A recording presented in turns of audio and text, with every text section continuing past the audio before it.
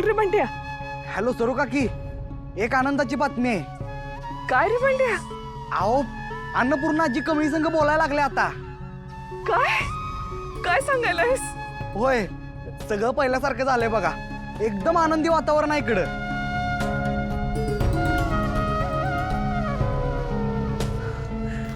शंभू महादेवा, माझ्या व्रताचं फळ तुम्ही मला दिलत. तुमचे आशीर्वाद असेच पाठीशी राहू दे महादेवा.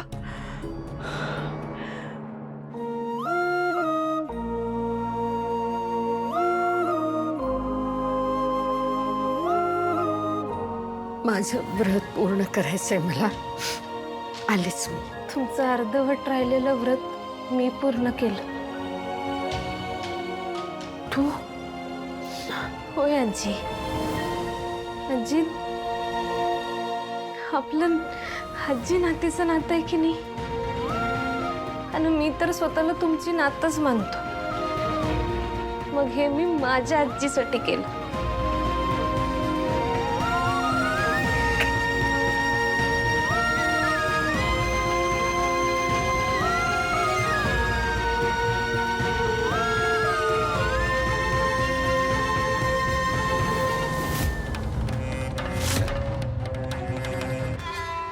काय दादा,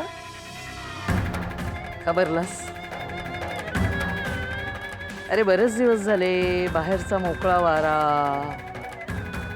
मोकळी हवा, तो रस्ता, त्या गाड्या पाहिल्या नाहीस ना तू, म्हणून मी तुला बाहेर आणलं. आणि एकंदरीत असं दिसायला लागलं की तुझी आज ही जी काही अवस्था झालेली आहे ती कशामुळे झाली, कुणामुळे झाले ह्याचा तुला विसर पडलाय बहुतेक. आणि आज तीच वेळ पुन्हा आलेली आहे. आता तुझं असणं माझ्यासाठी धोका तयार करणार आहे, आणि मी असा स्वतःला धोका देणार नाही, म्हणून आज आपण इथे आलो. नाईलाजाने का होईना, पण आज ही ढकलगाडी ह्या फर रस्त्यावर आलेली आहे.